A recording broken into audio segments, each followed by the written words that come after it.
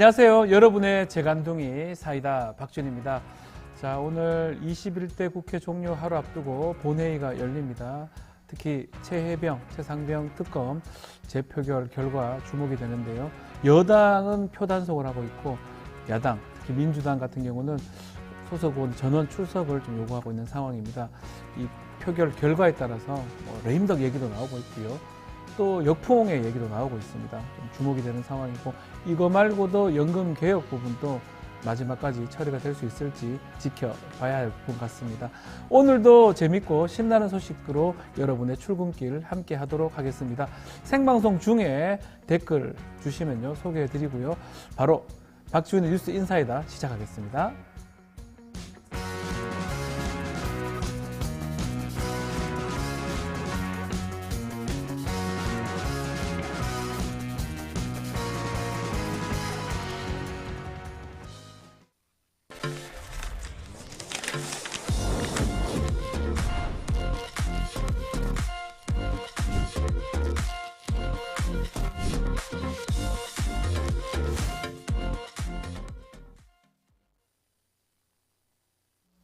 바쁜 아침 오늘 꼭 알아야 할 뉴스들만 엄선해서 전해드리겠습니다. 듣기만 해도 이해가 쏙쏙 뉴스 픽 시간입니다.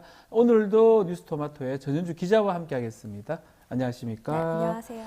네, 우리 전현주 기자님 정말 말씀 또박또박 잘한다 이런 댓글 주셨습니다. 감사합니다. 네, 자 21대 종료 하루 앞두고 있습니다. 오늘 마지막 본회의가 열릴 것 같은데 여야가 끝까지 의사 일정을 합의하지를 못했네요. 네, 어제 김진표 국회의장과 여야 원내대표가 회동해서 21대 국회 마지막 본회의 의사 일정 등을 논의했지만 합의에 이르지 못했습니다. 네. 약 1시간가량 회동했지만 의견을 좁히지 못한 건데요. 민주당은 오늘 본회의를 열어서 윤석열 대통령의 거부권을 행사해서 다시 국회로 돌아온 최상병 특검법을 비롯한 각종 민생 법안을 처리해야 한다는 입장입니다. 하지만 국민의힘은 이 여야가 이견을 보이는 그런 법안들은 좀 22대 국회로 미루고 네. 나머지 민생 법안을 처리하기로 한다는 조건 하에 본회의를 열겠다 이렇게 말을 했는데요. 네. 여야는 오늘 오후 본회의 전까지 추가 회동을 통해서 협상해 나가겠다 이렇게 밝혔습니다.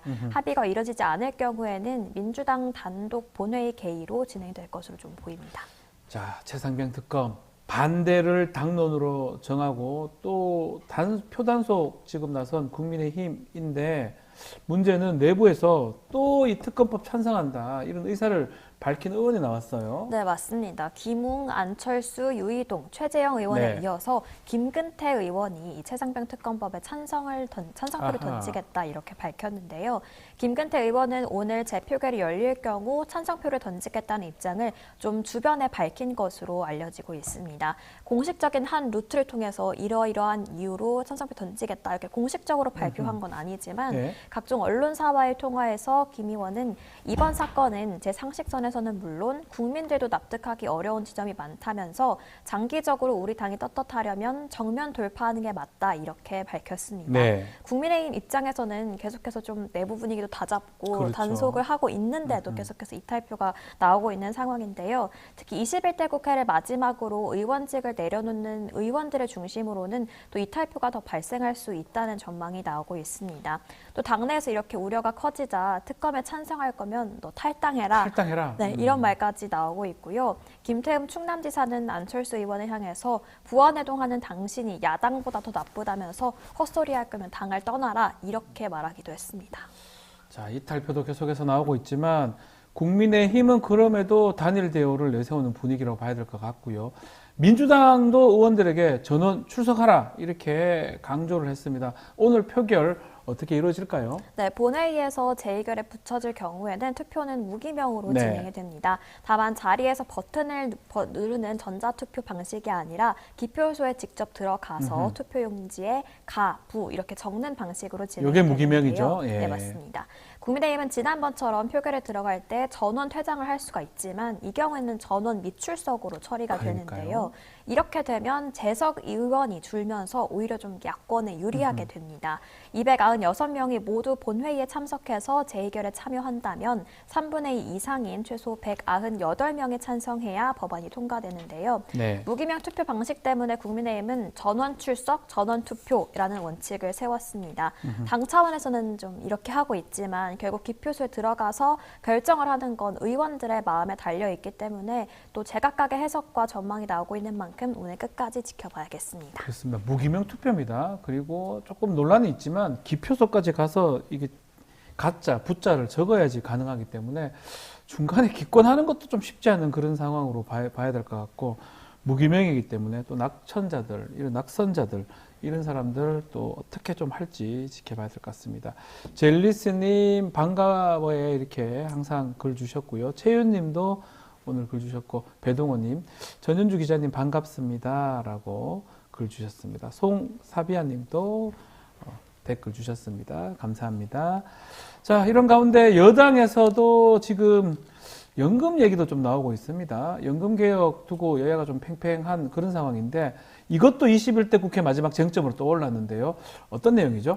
네, 21대 국회에서 무산될 가능성이 컸던 연금 네. 개혁도 좀 막판에 쟁점으로 다시 떠올랐는데요. 정부와 여야 간 입장 차이가 계속되면서 처리 가능성은 좀 적어졌다는 전망도 나오고 있지만 연금 개혁 시기와 방식을 놓고는 계속해서 팽팽하게 맞서고 있는 모습입니다.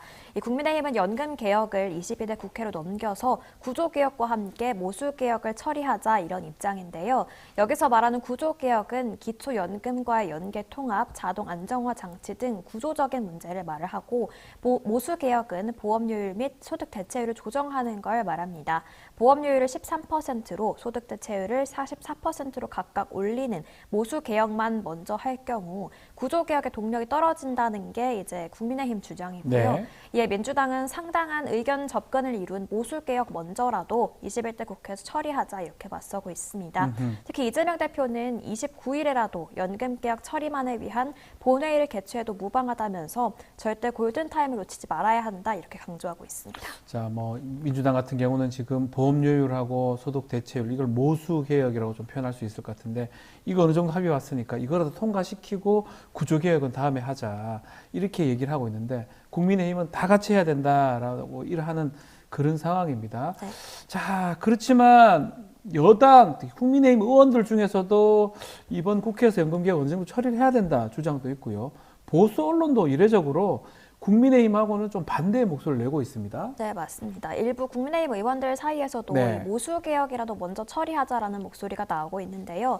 나경원 당선자는 첫 단추라도 끼워야 되는 거 아닌가 이렇게 말했습니다. 당초 당선자는 연금 개혁안을 좀 반대를 했다가 이번에 입장을 바꾼 케이스인데요. 네. 이재명 대표가 여당의 소득 대체율 44% 안을 수용하겠다면서 모수 개혁부터 이렇게 제안을 하자 이를 받아들인 겁니다.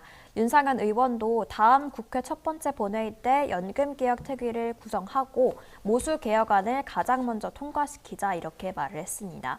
보수 언론들도 좀 살펴보면요. 동아일보 사설도 야당 21대 국회 연금개혁 무산 뒷감당할 자신 있나 이런 제목으로 사설을 게재를 했는데요. 네. 연금개혁에 반대하고 있는 정부 여당의 주장에 대해서 궁색해 보인다 이렇게 평가를 내리기도 했습니다. 또 조선일보의 사설도 굉장히 비판적이었는데 조선일보요? 네. 야당 연금개혁 납득 못할 태도, 그간 개혁 주장 거짓이었나라는 제목의 사설에서 그동안 연금개혁 주장은 어차피 되지 않을 일이라고 보고 소신 발언을 해봤는데 막상 일이 될 듯하자 인기를 잃어서 핑계를 찾는 건가라면서 좀 되게 강도 높은 비판을 이어왔습니다. 자, 이제 뭐 내일이면 21대 국회 끝이 납니다. 항상 국회 막 내릴 때쯤이면 칭찬보다는 아쉬움에 대한 평가가 더 많은 것 같은데, 이번 21대 국회 평가 마찬가지입니까? 어떤 게 더 많이 나옵니까? 네, 맞습니다. 네. 21대 국회에 대해서는 임기 종료 직전까지 좀 정쟁에 매몰돼서 처리해야 할 법안을 처리하지 못했다. 이런 네. 평이 가장 많은데요. 여야가 지난 4년간 처리하겠다고 약속한 법안이 좀 수백 개에 달하지만 오늘 예상되는 본회의에서 마저 이 법안 처리가 좀 불투명한 상황입니다. 네. 21대 국회에서 발의된 법안은 총 26,830개인데요. 이 중 미처리 법안은 16,733 33건으로 법안 처리율이 37.6%에 그쳤습니다. 맞네요. 이는 역대 최저 법안 처리율로 좀 예. 최악의 국회라는 오명을 좀 피하기 어렵게 됐는데요. 원자력 발전 전면 중단 사태를 막을 고준위법의 경우 처리되지 못했고 반도체 투자에 대한 세액공제율을 늘리는 K-칩스법, 또 AI 산업진흥과 규제 내용이 담긴 AI 기본법 등 국가의 미래 경쟁력 확보에도 영향을 줄 수 있는 이런 큰 법안들도 처리되지 못하고 폐기될 전망입니다.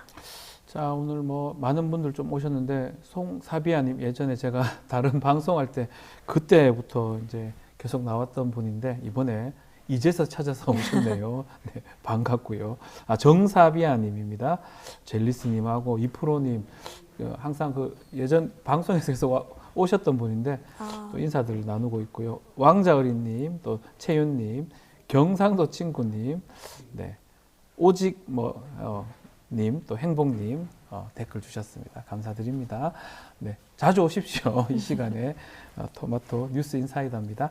자, 한중일 정상회의 얘기도 좀 해보겠습니다. 한반도 비핵화 목표가 공동서문에 실릴 수 있을지 관심이 모아졌는데 이 부분 결국 담기지는 못했습니다. 각국 입장도 한번 얘기 좀 해주십시오. 네, 한중일 3국 정상은 공동선언문에 영내 평화와 안정, 한반도 비핵화, 납치자 문제에 대한 입장을 각각 재강조했다 이렇게만 적었습니다. 네. 통일된 한 목소리가 아니라 이 중국과 일본 그리고 한국 이렇게 모두 제각각의 입장만을 좀 강조했다 이런 뜻으로 풀이가 되고 있는데요.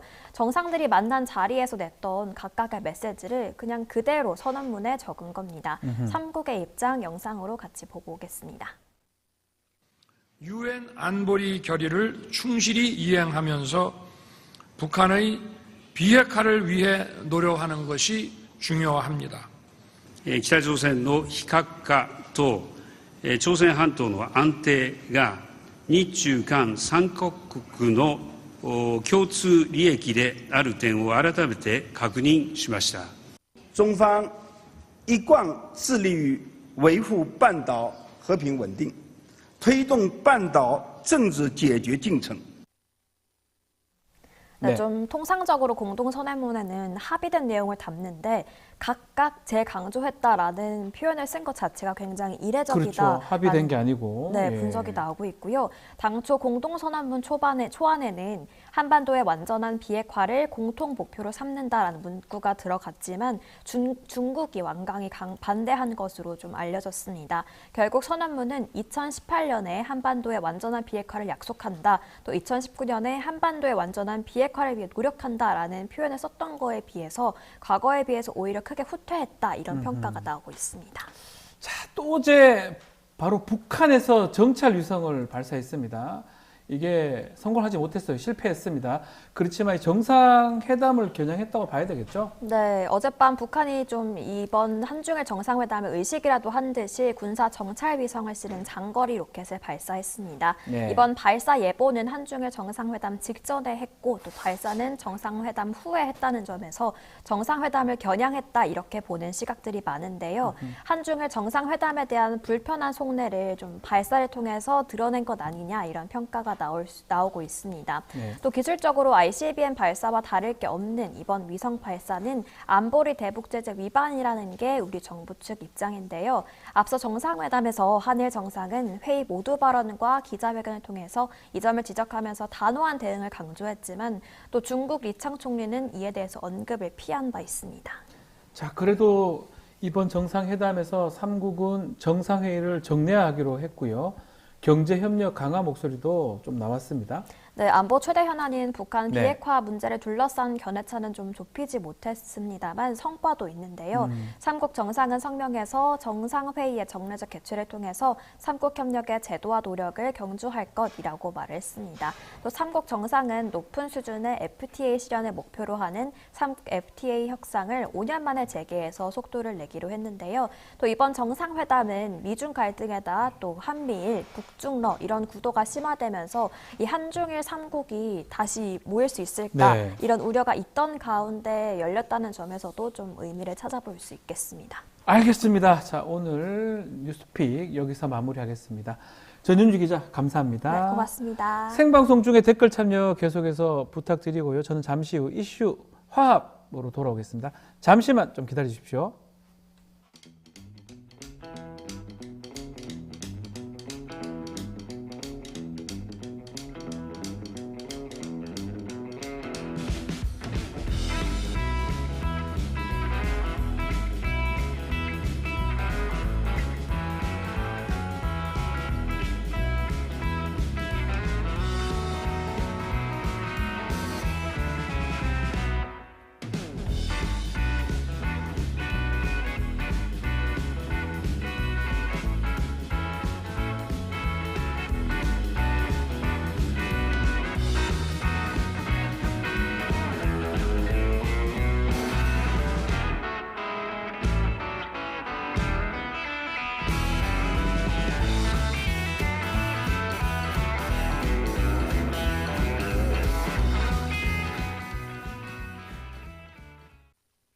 매일 10시 1시간만 투자하면 내 계좌도 10배거.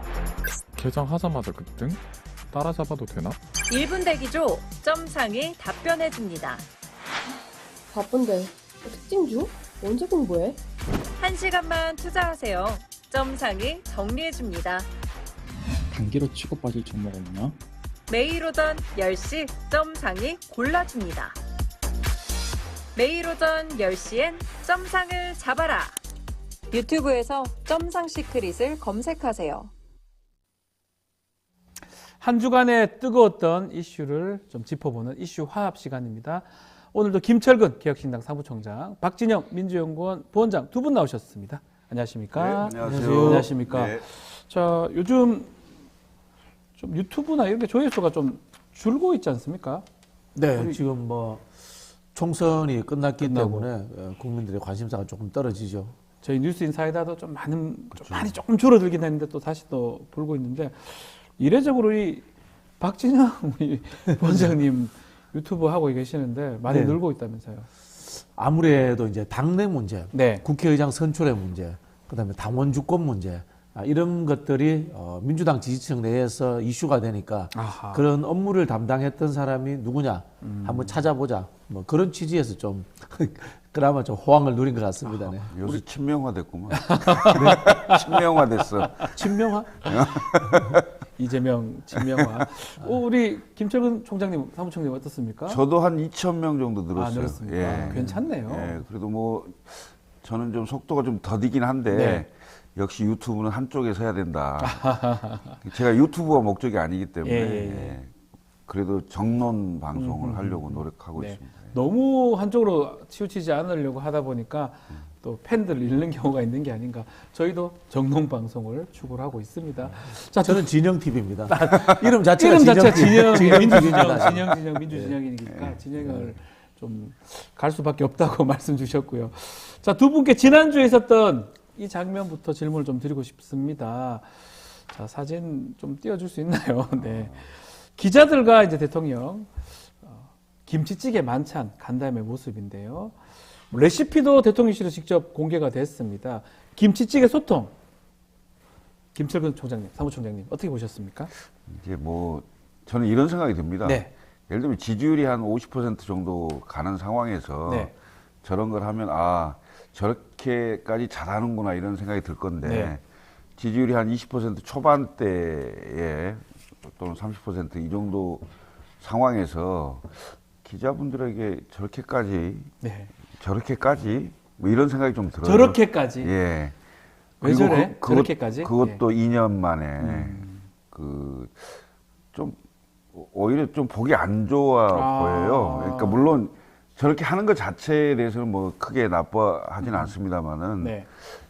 시기가 시기인 만큼 어떤 행사든 타이밍이 중요하잖아요. 타이밍이 중요하죠. 예, 정치는 타이밍인데 지금 본인들의 어떤 국정운영 지지도나 이런 게 좀 쫄리잖아요. 네. 쫄리니까 낫죠. 좀 잘 봐달라 뭐 이런 취지로 하는 게 별로 그렇게 썩 좋아 보지는 않습니다. 왜냐하면 또 거기에 참여했던 기자들도 네. 기자의 생명은 뭡니까? 기자는 글로 하는 거 아닙니까? 네. 기사로 비판하고 뭐 해야죠. 기사로 말하는 거 아니에요? 네.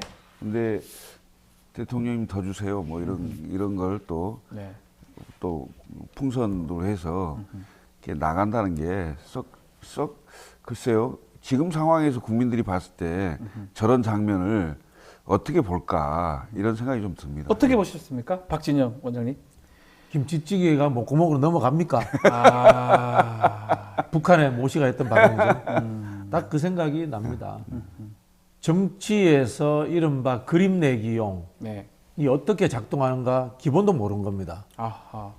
김치찌개를 먹는 이유는 정치 이야기를 하기 위해서입니다. 그렇죠. 국정 운영을 어떻게 할 건지에 정말 대해서 김치찌개 먹기 위해서 만나는 건 아니죠? 그러면 사인이죠. 아. 공사 구별이 안 되는 사람들입니다. 김치찌개 먹으면 되죠, 딴 데 가서. 저는 뭐 윤석열 대통령 원래 이런 사람이니까 할 네. 말은 없습니다만 네. 거기 앉아가지고 김치찌개 그 한 숟가락 더 얻어 먹으려고 하고 있는 기자들도 한심하다는 생각이 듭니다. 아하. 기자들은 현안 관련 질문을 해야죠. 김치찌개가 아니라 뭐 무슨 찌개를 먹더라도 그것도 안 하고 있는데 저는 출입 기자들도 한심하다 그런 생각이 들고요.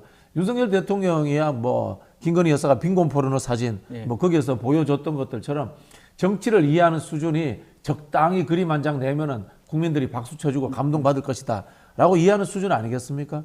정치를 우습게 보고 출발했으니까 네. 지금 국정도 이 모양이고 나라가 파탄난 지경인데 다시는 이런 행동을 하는 대통령과 이런 행동하는 대통령을 한마디도 제대로 비판하지 못하는 기자들이 없었으면 좋겠다 그런 생각이 듭니다. 그 자리 가서 우리 사무총장님 기자들이 좀 질문도 좀 하고 좀 한 소리도 했었어야 된다 이렇게 박진영 평론가는 말씀 주시거든요. 어떻게 보십니까? 그러니까 저도 기자분들 많이 보거든요. 많이 네. 만나고. 그렇죠. 그러니까 저희들도 예를 들면 기자분들 만나서 설득하고 설명할 얘기도 있고 그렇죠. 또 기자분들도 정말 날카롭게 질문을 하거든요. 왜 이런 일이? 네. 왜 그걸 어떻게 앞으로는 어떻게 이렇게 얘기를 하는데 과연 그렇게까지 소통할 수 있었을까? 그러니까 국민들이 봤을 때는 왜 저러지? 저건 뭐지? 이렇게 의심을 가질 수 있는 네. 그런 모습이어서 썩 좋아 보진 않았다 이렇게 생각이 됩니다. 그러니까 저는 항상 그 윤석열 대통령이 왜 대통령을 하려고 했고 대통령을 하면서 뭘 하고 싶은 건지 네. 어떤 걸 계획하고 있는지 그걸 잘 모르겠어요. 그래서 이제 심지어는 철학이 없다 뭐 이런 얘기까지 다 하는데 네. 대통령 자리가 목적인지 사실은 대통령 자리라는 게 수단이잖아요. 그렇죠. 어떤 네. 다른 목적이나 다 이상을 위해서 그 그렇죠. 자리에 가는 거잖아요. 어떤 걸 이루기 위한 위해서, 예. 수단으로 활용해야 될 건데 그 자체가 목적인 게 아닌가 이런 생각이 자꾸 들어서 너무 아쉽습니다. 이것도 사실. 마찬가지로 찌개는 집에서 먹으면 되잖아요. 찌개가 목적이 아니라 그 자리에 언론인들, 기자들 만나서 어떤 대화를 좀 하냐. 이게 목적이라고 두 분은 짚어주셨는데 뭔가 목적과 수단이 바뀐 게 아니냐 이렇게 말씀을 주시는 것 같습니다. 하나 더 좀 짚어볼게요. 자, 이른바 박근혜 정부 시절 때 문고리 3인방으로 알려진 정호성 전 비서관, 대통령실 3비서관, 3소통 비서관으로 발탁이 됐는데 이 부분 어떻게 봐야 됩니까, 박진영 평론가님? 인사를 전략의 출발점이다. 네. 이렇게 이야기를 합니다. 네. 물론 윤석열 정부 특성상 그냥 호불호 친분 관계에 의해서 인사했을 수도 있습니다. 네. 내가 수사할 때 보니까 괜찮더라. 수사할 때 보니까 괜찮더라. 예. 의리 있더라. 네. 이거 뭐 비슷하게 느낌이 드는 게 조조가 유비를 깨부셨는데 네. 저 유비 밑에 있던 관우가 괜찮더라. 네. 데려가 써야지. 뭐 이제 삼국지 수준의 싸움 잘하더라. 네, 싸움 잘하더라. 뭐 이런 느낌 아니에요. 그래 이게 범죄자를 수사하면서 내 편으로 데리고 온다. 이거는 사실은 법을 어떤 공적인 영역이 아니라 법의 사유화입니다. 법을 사적으로 운영하는 겁니다. 네. 그런 측면이 있는 것 같은데요. 전략적 측면에서 보면 한 두 가지가 있는 것 같아요. 인사가 전략이라고 봤을 때 네. 이분이 박근혜 정부 때 국정농단과 탄핵을 겪어본 비서관입니다. 네, 맞습니다. 나도 그런 상황이 올 수도 있다. 대비하자. 그런 생각이 들고요. 잘하겠지. 예, 두 번째는 뭔가 하면요. 아스팔트 보수만이라도 내 편으로 지켜야 되겠다. 아하. 이른바 친박, 예전 친박. 그렇죠. 네. 이 예전 친박들이 지금 아스팔트 보수로 돼가지고 마지막까지 윤석열 대통령 지지층으로 남아 있습니다. 네. 지금 윤석열 대통령 지지율이 한 25% 정도 되는데요. 그것만큼이라도 지켜야 되겠다는 생각들이 지금 강하게 작동하다 보니까 네. 한동훈 위원장과 윤석열 대통령 간에 지금 유튜버 전쟁이 벌어졌거든요. 예. 보수 유튜버 내에서. 그래서 이 정호성을 통해 가지고 그 아스팔트 보수들에게라도 신호를 보내야 되겠다. 라는 이런 두 가지 전략적 측면이 작동하지 않았나 짐작해 봅니다. 어떻게 보십니까? 김철근 사무총장님. 참 국정농단의 수사팀장이었죠. 그렇죠. 예, 수사팀장입니다. 윤석열 대통령이 가장 두려워하는 게 직권남용입니다. 그 직권남용이 뭔지를 알 겁니다. 본인이 수사했던 거예요. 그렇습니다. 예. 예. 그래서 그것을 경험한 부속실장이었잖아요. 네. 정호성 비서관이. 부속 비서관이었죠. 예. 예. 그 부속 비서관을 다시 채용을 한다. 그거 나는 박진영 원장이 지금 얘기했던 거에 좀 비슷한 생각을 갖고 예. 있습니다. 왜냐하면 혹시라도 그러면 이런 걸 좀 비껴갈 당해봤기 때문에 예. 방법 또 그렇게 하지 않을 방법 이런 것들도 좀 생각하지 않았을까. 굳이 전 정권에서 국정농단에 관련된 핵심 피의자였는데 네. 그 사람을 다시 후속 정권에서 쓴다? 그것도 자기가 수사를 했는데 국민들이 어떻게 보겠어요? 그럼 뭔가 자기도 그런 생각을 하지 않을까? 예. 라는 그런 어떤 게까지 볼 수밖에 없는 그런 상황이지 않을까 봐요. 그러니까 정호성 비서관이 물론 박근혜 전 대통령을 굉장히 오랫동안 모셨잖아요. 네. 한 15년? 맞습니다. 이렇게 처음 국회의원 될 때부터 모셨던 사람인데 다른 사람을 택하지 않았단 말이에요. 한 번도. 그런데 윤석열 대통령이 발탁을 했다. 그 보면 결국은 지지층의 문제, 그다음에 혹시 자기도 당할지 모르는 그런 문제 이런 것들이 복합적으로 작용하지 않았을까. 물론 연민도 있겠죠. 연민 있다고 그래 뽑아도 돼요? 연민도 있겠죠. 모르는 거 시켜도 되잖아요. 왜냐하면 지금 윤석열 대통령의 대통령실에 네. 가고 싶은 사람이 별로 없어요. 왜냐하면 사람이 없어서. 그러기 때문에 돌려막기를 계속하는 거예요. 예. 저는 사람도 채 많지 않은 상황이었지 않을까 이런 생각이 듭니다. 알겠습니다. 자, 오늘 국회 본회의에서 최혜병 특검법 재표결 붙여집니다. 관건은 뭐 지금 다들 알겠지만 여당의 이탈표가 어느 정도 될지 이 부분인데 두 분께서는 결과 예측 좀 해주십시오. 어떻게 보십니까? 저보다 우리 김철구 총장님이 그러니까 더 김철구 잘 총장님은 잘 맞추셨잖아요. 제가 들은 이야기로는 네. 8표에서 9표 정도 예상을 하더라고요. 이탈표. 지금 5표 정도가 예. 공개적으로 선을 하셨고 예. 나머지 이제 영남권의 비윤 의원들 중에 좀 나오지 않겠는가라는 이야기를 원내 의원들한테 들었습니다. 저도. 다시 말씀드리면 295석입니다. 전원 출석 가정했을 때 17표 정도 국민의힘에서 이탈을 해야 되는데 8에서 9표 정도 이탈할 가능성이 있을 것이다. 이렇게 짚어주셨고요. 김철근 총장님. 국민의힘이 이제 전략을 이렇게 쓴다는 거예요. 네. 그 본회의는 참석하되 예. 투표를 하지 않고 전부 전원 착석한다. 착석만 하는데 기표소 가야 되는 거 아니에요? 안 간다는 안 가도 됩니까? 네. 그래서 무효표 처리할 가능성이 높아지는데 네. 이런 거죠. 그러니까 그러면 일어서면 기표하러 가는 거잖아요. 그러니까요. 예?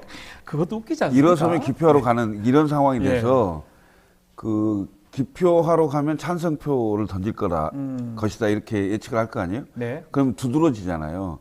그렇게 해서 누가 투표를 하러 가는지 이를 사실상 기명 투표하듯이 네. 보겠다 이런 취지이기 때문에 그런 부담을 주겠다 이런 거고요. 그래서 제가 보기에는 모수 줄이기 아예 참석을 안 하는 거죠. 네. 그래서 전원이 참석한다. 예. 꼭 그렇게 볼 수는 없다. 참석을 안 할 수 있어요. 아예 안 간다는 거예요, 처음부터? 그렇죠. 아예 안 가면 295명이 아니고 그렇죠. 모수가 줄잖아요. 290이 될 수도 있고 285가 될 수도 있는 그렇죠. 거잖아요. 그 모수가 줄면 3분의 2의 숫자가 그만큼 적어도 줄어들죠. 네. 찬성될 가능성이 있죠. 그렇죠. 그 지금 안 올 가능성이 있는 사람들도 한 15명 된다. 뭐 이렇게 이제 지금 제 방이 있거든요. 우리 단톡방이 오는 있는데. 사람들 문자 들어옵니까? 그렇게 이제 이야기가 네. 되고 있는데 금방 말씀하신 걸 제가 이제 국회 행정국장한테 물어봤어요. 네, 가능하냐? 물어봤더니 그게 이제 제의됐을 때 아하. 인사에 관한 투표에 대해서는 애매하다 그러더라고. 예를 들자면은 기표소에 들어가서 투표를 안 하면은 네. 국회의장 입장에서 이게 투표가 종료됐는지 안 됐는지 그거 알 수도 그거 없네요. 판단도 애매하다라고 이야기하더라고요. 와서 이제 찍으러 가야 되는데 착석만 하고 있고 투표 안 하냐고 뭐 이래 있으면 뭐 하냐고. 그 부분에 대해서도 판단이 애매하다. 그 이야기를 하더라고요. 그 부분도 좀 애매하긴 한데 어쨌든 국민의 입장에서는 이게 표 단속을 어떻든 할 수밖에 그렇죠. 없잖아요. 국민의힘에서는 많은 의원이 무조건 참석을 해야 되고 그렇죠. 그 참석한 의원들이 부담을 갖고 투표를 못하게 하는 그렇죠. 거죠. 그게 목적이죠. 예, 그래서 본회의는 참석하되 착석한다. 예. 뭐 그런 희한한 그걸 보면 또 국민들이 또 뭐라고 할지 또 봐야 될 것 같은데 이 표결 결과에 따라서 어떤 파장이 예상됩니까? 좀 전망해 주십시오. 일단 뭐 저희가 찬성으로 통과돼 버리면 통과되면 이제 데드덕입니다. 데드덕. 레임덕도 아니고 데드덕. 레임덕도 아니고 데드덕입니다. 데드덕이 일어난다는 것은 예. 국힘의 이 분열 가속화가 더 심해질 겁니다. 더 심해질 거라는 부분이고요. 그 다음에 통과되더라도 여기에 대해서 이제 국민적인 저항이 또 일어나겠죠. 통과가 안 되더라도. 네, 통과가 안 되더라도 네. 참 국민적인 저항이 일어나겠죠. 네. 이 부분에 대해서는 민주당과 야당이 또 어떻게 하느냐에 따라서 그 폭이 증폭의 정도가 정해질 수 있다 이런 생각이 들고 저는 거기에 중요한 것은 여론조사라고 봅니다. 여론조사요? 이 결과가 나온 이후에 진행되는 여론조사에서 네. 국정 지지도가 10%대로 뚝 떨어진다면 탄핵 열차를 타게 되는 겁니다. 탄핵 열차. 강하게 말씀하셨어요. 가결되든 부결되든 그 이후에 있을 여론조사가 더 눈에 띌 것이다 이렇게 짚어주셨습니다. 굉장히 중요한 분기점이 될 네. 겁니다. 그 박근혜 대통령 국정농단 사건 때도 당시에 새누리당의 국회의원 숫자가 122석이었어요. 맞습니다. 예.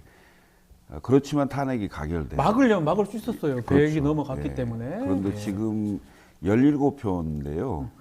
대략 두 자릿수 정도의 그 흔들림이 있을 거로 보이는데 그런 상황에서 가결이 안 됐다. 그러면 국민들이 엄청난 분노를 할 거고요. 더군다나 이제 그 22대 국회가 바로 시작되잖아요. 네. 그럼 그 탄력을 받을 수밖에 없고, 그럼 결국 야권 192명이 연서명해서 다시 특검법을 낼 수밖에 없고, 네. 그러면 10명 이내잖아요. 그렇죠. 그건 무너질 수밖에 없고, 결국 22대 국회에서는 가결될 수밖에 없는 상황이 될 겁니다. 네. 그러니까 시간의 문제지 결국은 가결될 수밖에 없는 상황이다라고 나는 보여지고요. 저는 이런 상황에서의 정치력이라는 것은 결국은 국민들이 원하는 것보다 반걸음 빨리 가는 거예요. 네. 그랬을 때 국민들이 감동하는 거거든요. 반걸음이라도 조금이라도 빨리 가달라. 빨리 가면 감동하는 거예요. 네. 그래서 이전의 것도 사실은 대통령이 이 정도까지 이렇게 하면 좀 달라지거든요. 박근혜 대통령의 국정농단 사건 때도 네. 계속 뒤따라갔기 때문에 박근혜 대통령이 결국 탄핵으로 간 거였어요. 반걸음만 먼저 갔다면, 네. 먼저 예측하고 먼저 예상하고 그걸 던졌다면, 예를 들면 탄핵이 아니고 하야를 했다면 이런 상황이 됐겠어요? 전혀 또 다른 문제거든요. 네. 근데 지금 예를 들어서 지금 그 윤석열 대통령도 정치력을 발휘한다. 야당과 협치하고 임기 단축 개헌하고 이런 식으로 먼저 던지잖아요. 네. 그럼 상황은 완전히 달라지는 거예요. 달라졌을 수도 있을 것이다. 자, 지금도 마찬가지입니다. 지금도 윤석열 대통령과 국민의힘이 정말 국민들을 생각하고 대한민국을 생각한다면 네. 어떻게 해야 될 건지 결단해야 되겠죠. 반걸음 늦는 것 같은데요. 빨라요? 사실 국민들보다 반걸음 정도는 앞서가지 못할 것 같으면 예. 정치 안 해야 됩니다. 정치를 하지 지도자 말아라. 안 해야 됩니다. 그거는 뭐 윤석열뿐만이 아니고요. 네. 야당도 마찬가지고 네. 국회의원들도 마찬가지고 모든 대중 앞에 나서서 내가 리더 입세 하다못해 10명의 대표라도 네. 하는 분들은 그런 자세를 가져야 되는데 지금 우리 정치가 가지는 속성이 얄팍함과 동시에 겁이 많고 몸을 사린다는 이런 부분에 있어서 늘 이제 국민들로부터 비판을 받고 이게 또 제가 보기에는 정치 무용론으로 퍼지는 하나의 이유가 아닌가 그런 생각이 듭니다. 자, 그리고 지금 현재 최상병 사건, 이 사망 사건 축소 의혹의 주요 쟁점으로 떠오르는 게 VIP 경로설이에요. 이 경로설 관련해서 최근에 뭐 국민의힘 의원들이죠. 성일정 의원 같은 경우는 대통령 좀 경로하면 안 되냐? 경로한 게 뭐 죄가 되느냐? 이렇게 얘기를 해요. 이거 어떻게 봐야 됩니까? 경로한 게 죄가 되냐? 아니 그 말은 맞죠. 경로한 게 죄는 아니죠. 예, 경로는 괜찮은데 그 경로가 경로를 네. 뭐에 대해서 경로했냐? 그게 문제 아닐까요? 예? 뭐에 대해서 경로했냐? 그러니까요. 경로한 이후에 어떤 일이 일어났느냐 이거잖아요. 작전에 투입을 했으면 네. 예를 들면 그래도 결국은 그 해병들이 갔을 때 네. 안전장치를 다 하고 작전에 투입돼야 되는 거 아닙니까? 그렇죠. 그걸 안 했을 때 경로하는 게 대통령이 맞죠. 그런데 왜 제일 그 사령관 네. 사령관을 일사단장을 이른바 피의자에 넣느냐라고 경로하면 국민이 이해하겠어요? 그 경로의 방향이 문제인 경로의 거죠. 방향, 경로의 내용. 예. 네. 그거죠. 화내는 건 괜찮은데 뭘 화내느냐 이게 문제네요. 그렇죠. 제가 보기에는 대통령실에 민정수석실에서 뭐 법조인들 많으니까 이런 거 네. 검토하지 않았겠어요? 예. 거기에서 가이드라인 만든 것 같아요. 경로와 내용을 분리해라. 아. 그래서 경로 프레임으로 가라. 경로를 했느냐 안 했느냐. 예. 경로한 게 뭐가 처음에는 경로도 안 했다고 했잖아요. 네. 그러다가 이제 경로로 갔는데 경로는 법적으로 문제가 없어요. 말씀하신 것처럼 문제는 이 경로한 내용이 무엇이냐 이런 부분인데 이렇게 저는 물타기를 해서 수사에 대비하려고 하는 자세가 아닌가 그런 생각이 듭니다. 국민의힘 의원이 자꾸 이렇게 얘기를 하니까 더불어민주당은 그냥 자백하는 거 아니냐 자꾸 경로했다고 얘기를 하는. 왜냐하면요 처음에는 녹취가 나오기 전까지는 네. 경로한 적도 없다. 처음에 그렇게 얘기했죠. 라고 이야기를 했거든요. 그다음에 경로 내용도 또 바뀌어요. 기자회견 때 윤석열 대통령은 왜 해병대원이 그런데 힘들게 위험한 곳에 들어가게 했느냐라고 이야기를 했습니다. 네, 다른 얘기. 근데 실제로 경로 내용에 나온 이야기들을 또 보면은 뭔가 하면은 법률적인 문제를 지적했다라고 네. 이렇게 이야기하거든요. 가까이 가고 있어요, 사실은. 자, 그렇습니까? 법률적인 문제를 지적했다는 것 자체가 대통령이 가이드라인을 제시한 것일 수도 있고요. 네. 직권 남용의 하나의 출발점이 될 수도 있다. 저는 그렇게 봅니다. 근데 실제로 그 기자회견 때 국방부 장관에게 질책했다라고 얘기를 했잖아요. 그 얘기했어요. 그럼 결국은 수사 범위에 들어가는 내용을 얘기한 겁니다. 네. 대통령 본인 스스로가 국방부 장관한테 얘기를 했다는 거 아니에요. 네. 그 얘기한 내용에 대해서는 대통령 말이 맞는지 듣는 국방부 장관 얘기를 뭘 들었는지 이건 수사 내용이 수사 당사자가 되는 거예요. 예? 어떻게 결론 나냐에 따라서 결국 직권남용 문제가 생길 수 있는 바로 중대한 사안을 본인 스스로 일단 얘기를 했다. 네. 그래서 특검의 수사 대상에 포함되는 자백의 내용이 들어 있었다 이렇게 보여지는 거죠, 사실. 자, 그리고 이 지금 최혜병 특검법 관련해서 잠잠할 때 되면 한 번씩 등장하는 우리 홍준표 대구시장. 만약에 여당이 대통령 보호하지 못하면 중대한 결심을 할 수밖에 없을 것이다. 이 글을 SNS에 올렸습니다. 어떻게 해석해야 됩니까? 중대한 결심, 중대한 결단. 홍준표 시장은 요즘 네. 친윤인 척하지만은 거의 극윤인 것 같아요. 극윤. 아, 극윤, 뭐 극혐오윤. 극혐오입니까? 이 이야기 뭐 윤석열 대통령 죽으라는 이야기잖아요. 예? 탈당하라 뭐. 탈당하면은 국민의힘이 보호해 줍니까? 거부권, 특검, 예. 탄핵, 개헌 모든 부분에서 윤석열 대통령 아웃되는 거죠. 저는 홍준표 시장의 머릿속에 개헌으로 윤석열 조기 아웃시켜버리자. 이 프로그램이 하나 들어있는 것 같아요. 아, 머릿속에. 네, 그래서 윤석열 대통령을 위하는 척 하면서 한동훈 위원장을 비판하는데 이 이야기지 않습니까? 성공한 쿠데타는 심판할 수 없고 향후에 쿠데타할 가능성이 있는 한동훈은 처리하자. 그 이야기는 뭡니까? 정권이 바뀌고 힘 관계가 바뀌면은 성공한 쿠데타도 처벌해버리는 거예요. 네. 예를 들자면 그런 거 아니겠습니까? 네. 역사라는 게. 그래서 홍준표 시장은 길게 보고 윤석열 정치권에서 아웃시키자. 강하게 좀 그거 그렇게 보십니까? 홍준표 시장의 머리에는 대권밖에 없을 거예요. 대권밖에 없다. 네. 예. 그러니까 홍준표 시장이 대구시장을 왜 갔을까요? 대구가 좋아서. 사실은 출생은 경남인데 네. 초중고를 다 대구에서 나왔습니다. 고등학교 선배예요. 중고를 나왔습니다. 제가 알기로는 초는 아니고. 아니 초중고를 나왔다고 그래요. 그래서 보통의 많은 사람들은 그 초중고를 나오면 그 지역 출신으로 알잖아요. 그렇죠. 예. 근데 홍준표 시장을 대구 출신으로 인정을 안 해요. 창녕 사람이에요. 대부분 다 경남지사도 하고 했기 때문에 이른바 보수 세력의 본진에 가서 본인이 그 인정을 받겠다고 생각을 하고 그렇죠. 대구시장을 간 겁니다. 그래서 대권을 품고 계속 그 생각을 하는 거예요. 그런 차원에서 한동훈도 비판하고 윤석열 대통령도 만나서 친윤을 가장하기도 하고 네. 그 핵심 보수층의 지지를 계속 호소하는 거예요. 그런 차원으로 해석할 수밖에 없다. 예.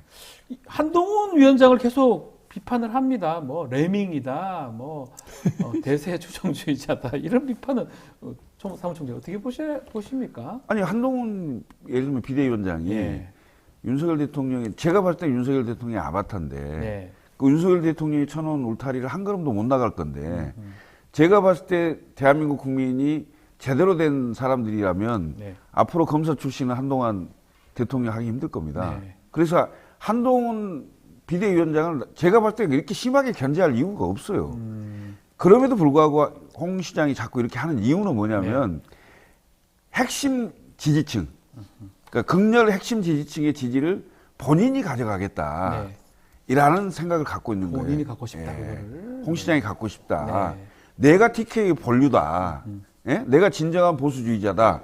이렇게 생각을 하고 격가지들을 쳐내는 그런 느낌을 자꾸 받는 거고요. 혹시 모르는, 그러니까 뭐냐면 반윤의 젊은 세대, 이른바 나이 차이가 좀 있잖아요. 그렇죠. 한동훈과 72년생이고 홍 시장은 이제 50년대생이기 때문에. 한동훈 73년생이 그럴 겁니다. 그 나이 차이 때문에 조금의 긴장감은 있을 수 있다. 그 나경원 전 의원, 나경원 당선인도 그런 얘기했습니다. 자기가 한동훈 위원장이라면 당권 도전 출마하지 않을 거다 이렇게 얘기했는데 이건 어떻게 해석해야 됩니까? 내가 해야 되니까 너 나오지 마. 그 이야기죠. 내 할게. 너 나오지 마라. 그렇죠. 단순하게 또 해석을 하시네요. 내가 하고 싶다 이렇게 알겠습니다. 나경원은 별명이 뭔지 아세요? 뭡니까? 나출마. 나출마. 모든 선거에 출마하고 싶어 하시잖아요. 알겠습니다. 민주당 이야기도 잠시 좀 짚어보겠습니다. 고민정 최고위원이 종부세 관련해서 총체적인 재설계가 필요하다. 이렇게 폐지 필요성을 얘기를 했었는데요. 또 여기에 대한 여러 비판의 목소리 나오니까 이게 건강한 토론이 좀 기대한다. 해달라. 혐오가 아닌 걸 해달라라고 하는데 이 논란 어떻게 보십니까? 제일 잘하실 것 같아서. 고민정 최고위원은 이제 정치 그만하셔야 될 것 같아요. 오늘 강하게 다 말씀하시네요. 너무 이 극단적인 미움을 받고 있다. 이런 느낌이 드는데 고민정 최고위원 이야기하면 콩으로 매주를 쏜다고 해도 민주당 지지자들이 안 믿는 것 같아요. 보니까 이렇게 참 아프도록 미움을 받아야 되는데 정치 뭐로 하시는지 이런 생각도 드는데 여기에는 지금 좌우익 기회주의가 작동하고 있습니다. 기회주의요? 예, 이 고민정 최고위원의 스탠스는 우익 기회주의입니다. 이게 종부세가 나온 전사라든가 역사를 잘 모르는 거죠. 역사를 모르고 그 법의 의미를 잘 모르고 당장 중도층들의 표가 필요하다. 그런 생각을 하니까 폐지하면 어때? 이렇게 이야기를 하는 건데요. 이 종부세가 왜 나왔냐면요. 뭐 당연히 이제 부동산 문제 억제시키기 위해서 나온 측면도 있지만 국세와 지방세 문제도 있어요. 아시겠지만 재산세가 지방세입니다. 시군구 단위에서 이 산출을 하는데요. 강남 3구 같은 경우에는 이 재산세 부분에 있어서 부동산세를 안 높이는 거야, 세율을. 그 정부가 어떻게 할 수가 없는 거예요. 그러니까 국세인 종부세를 만들어 버린 거거든요. 이런 부분들 잘 모르는 거예요. 결국은 이게 뭐냐면은 부동산 억제책도 있지만은 세금의 균등성 문제도 존재하는 거고, 그 다음에 이 서울 내에서 또는 우리 대한민국 내에서의 균형 발전 논리도 같이 작동하는 거예요. 굉장히 종합적인 겁니다. 그러니까 이 종합부동산세죠. 그런 부분들도 모르고 그냥 이거를 표의 문제로만 단순 접근한 거예요. 그런 부분에 있어서 저는 우익 기회주의다. 그리고 평소에 공부를 안 하신다. 뭐 이런 생각이 들고요. 그 다음에 반대로 이걸 가지고 종부세 이야기만 꺼내면은 기겁을 하는 민주당의 구좌파가 있어요. 구좌파들. 예, 구좌파들이 있어요. 예를 들자면 금방 제가 했던 이야기는 어디에서 근거되냐면은 재산세에 원래 부동산세가 포함되어 있잖아요. 그런데 종부세를 만들었다는 것은 이중과세적 성격이 있는 겁니다. 원래로 치면은 재산세를 누진적 적용을 세게 하면 돼요. 세게 하면 똑같이 효과를 낼 수 있습니다. 그런데 아까 말씀드린 것처럼 지방세와 국세로 분류되어 있어가지고 강남 3구에서 안 받으니까 이렇게 고육지책으로 이런 걸 한 거예요. 그렇게 생각을 한다면은 같은 세금이 두 가지가 옥죄한다 이렇게 했을 때 중산층들이나 중도층들이 가진 압박이 더 심할 수 있습니다. 완화해줄 필요도 있는 겁니다. 그럼 또 어떤 분들은 이렇게 이야기해요. 야, 민주당 지지자 중에 그 정도로 종부세 낼 만큼 많은 부동산 소득이 있는 사람이 없다. 부동산 재산이 없는 사람이 없다. 이런 이야기를 하거든요. 현실적으로는 맞아요. 근데 자본주의 사회라는 것은 내가 현재 부자가 아니라도 좀 더 부자가 되고 싶은 욕망들을 누구나 갖고 있는 겁니다. 당연하죠. 나의 미래의 희망을 꺾을 수도 있는 겁니다. 이런 부분에 있어서의 약간의 문제점이 작동하는 겁니다. 그래서 지금 민주당에서는 아마 제가 봤을 때는 종부세를 완화하는 쪽으로 힘을 갖고 갈 거예요. 바꿀 것이다. 바꿀 것이다. 그런 부분에 있어서는 고민정 의원처럼 접근하는 것도 문제고, 그다음에 종부세 건드리지 마. 이건 민주당에 절대 건드리지면 안 되는 성역이야. 이렇게 하는 것은 좌익 기회주의고, 이 두 가지들을 다 경계하면서 정체성은 잡되 표에 대해서도 어느 정도 접근하는 이런 이제 균형감 있는 정책이 필요하다. 그런 생각이 듭니다. KT24님하고 최윤님께서 공부 좀 하라. 박진영 평론가 말이 맞다. 이렇게 글 주셨습니다. 우리 김철은 사무총장님 어떻게 보십니까? 좌파 원리주의자. 저는 좌파가 아닙니다. 자, 예를 들면 네. 그 선거를 앞두고 특히 이제 대선을 앞두는 네. 이런 상황에서 고민정 의원 같은 주장을 하는 그 민주당 의원들이 있다는 게 보수 세력으로서는 굉장히 아픈 거죠. 왜냐하면 이게 물타기가 될 수가 있고 네. 그런 측면에서는 뭐 그 논의를 해봐야 될 그 방금 얘기했던 이중과세 부분이 있기 때문에 네. 그건 분명히 논의를 해서 좀 합리적인 대안을 찾아볼 필요가 있다 이런 생각을 하고 있습니다. 알겠습니다. 네. 자, 뭐 마지막으로 시간이 다 됐는데 이제 국회 끝납니다. 내일이면 끝나는데 이번 21대 국회 평가 좀 해주고 22대에 좀 바라는 것까지 좀 같이 좀 말씀 부탁드릴게요. 짧게 좀 부탁드리겠습니다. 21대 국회는 역대 가장 최악의 국회였습니다. 항상 최악 그러던데요. 역대 가장 최악의 정말 국회였는데 최악입니까? 그 예. 단적인 예가 예. 각 당이 21대 국회 개혁 과제를 정한 적도 없습니다. 계획과 설계도 없이 출발한 국회였기 때문에 네. 가장 최악의 국회였다라는 생각이 들고요. 최악이었다. 저는 22대 국회도 그렇게 나아질까라고 이제 좀 의문점을 가지는데 21대 국회보다는 나아야 돼야 된다는 생각이 드는데 그건 네. 공부해야 됩니다. 공부해라. 공부해야 되는데 사실 국회는 공부하면 안 되거든요. 네. 국회는 이미 공부하고 들어와야 되거든. 네. 공부하고 들어와야 되는데 이게 한편으로 보면은 세대적 특징이기도 하고 우리 사회가 인문사회과학적 소양들을 갖추는 것에 대해서 소홀해진 지가 벌써 한 20년 가까이 지났습니다. 네. 그러다 보니까 또 그리고 또 정당 내부 엘리트 양성을 안 하니까 외부에서 영입돼 오는 사람들은 정치가 뭔지 잘 몰라요. 네. 그런 부분들이 있는데 각 정당이 국회의원들 하루 정도는 붙잡아 놓고 일주일에 네. 집중적으로 공부시켜야 공부 좀 됩니다. 시키라. 그렇지 않으면 공부를 많이 한 우리 박진영 평론가님 말씀입니다. 아니 공부를 많이 하는 게 아니고 기본입니다. 옛날에는 다 저 정도는 됐어요. 네. 공부 좀 해라.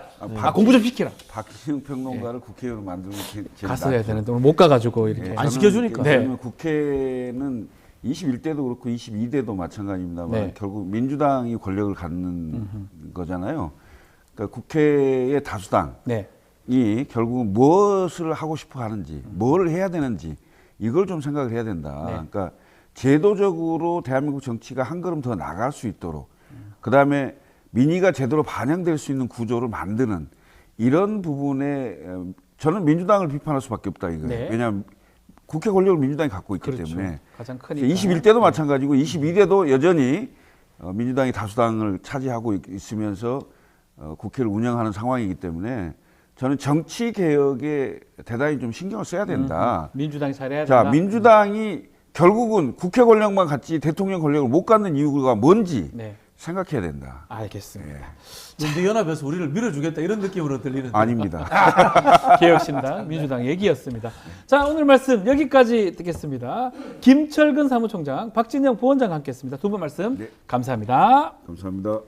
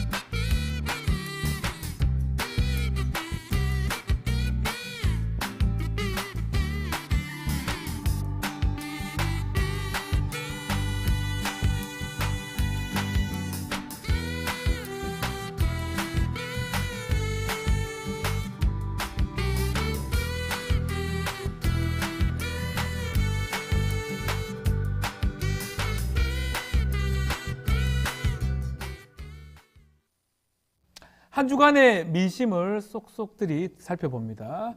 이승영 뉴스토마토 본부장, 윤희웅 오피니언 라이브 센터장과 함께합니다. 안녕하십니까? 안녕하세요. 자, 쇼미더 민심 시간입니다. 자, 뉴스토마토 의뢰로 미디어토마토에서 실시한 여론조사 통해서 저희가 한 주간의 여론 동향 파악해 보겠습니다. 자, 이번 조사가 25일부터 26일까지 이틀간 만 18세 이상 전국의 성인 남녀 1,017명을 대상으로 실시됐고요. 표본 오차가 95%, 신뢰 수준이 플러스 마이너스 3.1%포인트입니다. 안심번호를 활용한 자동 응답 방식이고요. 응답률은 5.8%로 집계가 됐습니다. 좋습니다. 바로 살펴보겠습니다.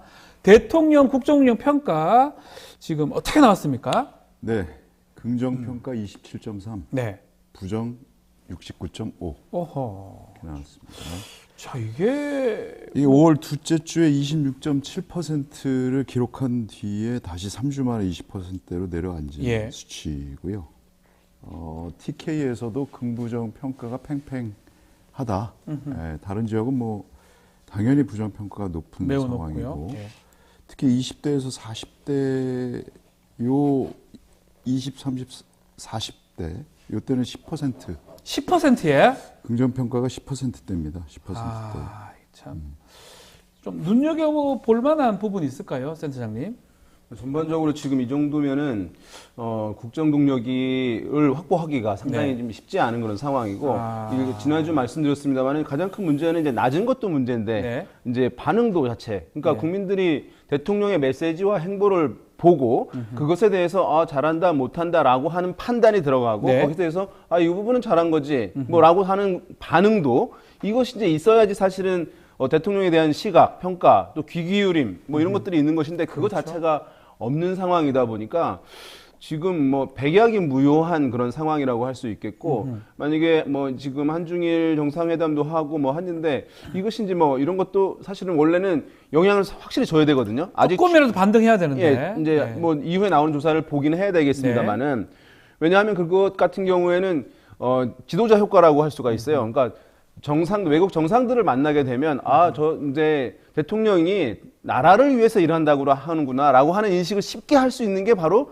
외국에 순방을 가거나 외국 정상들을 만나는 거예요. 그래서 네. 나라를 위해서. 그러니까 그것이 아니면 국내에서 정파적인 수장의 모습으로 비춰지게 되는 그렇죠. 거예요. 그러니까 네. 계속 정치적으로 안 좋을 때는 효과가 이제 없는 상황인데, 그래서 그걸 타개하기 위해서 이런 정상회담 같은 것들을 정치적으로 이제 하는 경우들이 있어요. 예전에 또 이제 이명박 대통령은 임기 말에 반전을 가져오기 위해서 독도를 방문했잖아요. 독도도 갔었죠. 그러니까 나라를 위해서, 나라 전체의 지도자이고 수장이라고 하는 이미지를 과시하기 위해서 이제 그런 것들을 하는 것인데, 지금 보면 이번에 이제 어떻게 효과가 나올지 모르겠습니다만은 다른 사안들이 있어서 크게 이제 효과가 사실 나타나지 않을 가능성이 높은 상황이고, 네. 최근에 다른 이제 상황들을 봤을 때도 그런 나라를 위해서 뭔가 한다고 하는 것을 보여줬을 때조차도 큰 효과가 없다는 것을 봤을 때는 이것은 이제 그 일 자체가 아니라 대중들이 대통령을 바라보는 시각에 있어서 이제 그 귀를 기울여서 또는 관심 있게 지켜봐서 그것을 반응하려고 하는 탄력도 자체가 상실되어 있는 상황이기 때문에 이것을 해소를 어떻게 할 것인가에 대한, 저는 입체적인 프로젝트를 가지 않으면 이제 네. 이 흐름이 계속 될 수밖에 없는 상황이다 보겠습니다. 우리 토마토 조사도 보면 거의 뭐 30 갔던 것도 있지만 대부분 20대 지금 중후반에 네. 머물러 있거든요. 백약이 무효하다 이렇게 말씀 주셨고요. 백약이 무효도 맞고, 예. 저는 이러고 그 지난 2년도 그렇고 총선 이후에 또 네. 대통령의 행보를 보면 과연 왜 대통령을 하고 있는가 하는 저는 근본적인 의문을, 아마 많은 분들이 그러실 것 같아요.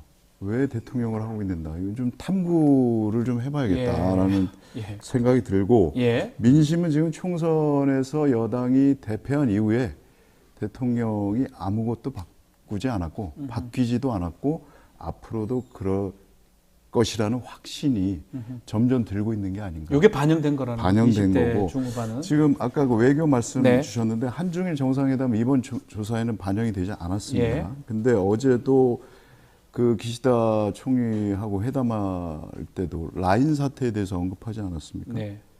뭐 일본 총무성의 행정 지도가 뭐 국내 기업인 네이버에게 뭐 지분을 매각하라고 요구하는 것은 아닌 걸로 이해하고 있다. 네. 일본 정부를 대변하는. 예. 그러니까 일본 앞에서만 이렇게 쓰면 작아지는 모습. 도대체 일본한테 항의를 했다거나 아니면 재발 방지를 촉구했다거나 뭐 역사 왜곡 문제라든지 독도라든지 한 적 본 적이 없어요. 네. 그죠? 그것도 그래서 이번에 한중일 정상회담을 해도 저는 점수를 얻지 못할 것이다. 이렇게 보고 있고. 네. 그리고 그 정호성 또 비서관 문제 네. 지난주에 있었죠. 이 정권 내내 가장 문제가 컸던 가장 비상식적이었던 분야가 바로 인사 부분. 네. 온 우주를 통틀어서 진짜 이 사람은 안 치면 안 돼 하는 사람만 골라서 안 쳐요. 우주를 통틀어서요. 아니, 막 놀랍죠. 놀랍죠, 사실은. 진실화의 위원장 네.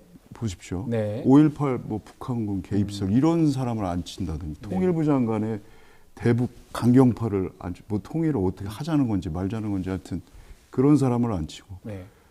이렇게 이런 인사를 하는데 어떻게 상식적이라고 할 수 있겠습니까? 네. 이번 정호성 비서관 인사도 마찬가지죠.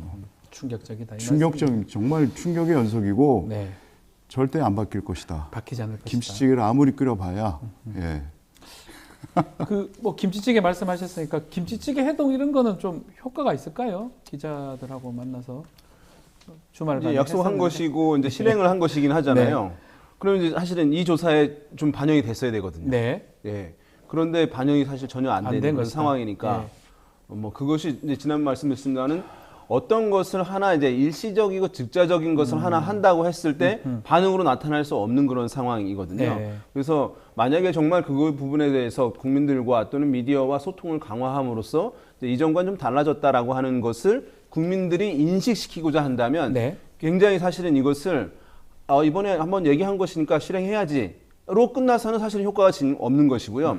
정말 임팩트 있게 한 2달, 3개월 프로젝트를 갖고 과도하다 싶을 정도로 해야지 대중들이 그럼 좀 달라진 것 같다라고 인식하는 거예요. 예. 문재인 대통령 때도 이제 이런 게 있었는데 행보를 해서 어떻게 할 것인가? 그럼 경제를 좀 집중하는 모습을 보여야 된다라고 이제 중간에 이제 약간 위기가 왔을 때 했는데 그런데 한두 번 경제 수장들, 기업 이제 대표들을 만나잖아요. 네. 그것으로는 대중이 워낙 바쁘기 때문에 뉴스를 항상 꼼꼼히 보는 건 아니거든요. 그렇죠. 그래서 반응이 사실은 전달되기가 쉽지 않기 때문에 그 당시 보면은 되돌려서 한번 찾아보시면 아시겠는데 2개월 이상 거의 매주 2-3개 이상의 경제 행보들을 가져갔어요. 문재인 전 대통령 그랬을 때 좀 이제 전달이 되는 거예요. 그러니까 지금 한 번 이렇게 했다.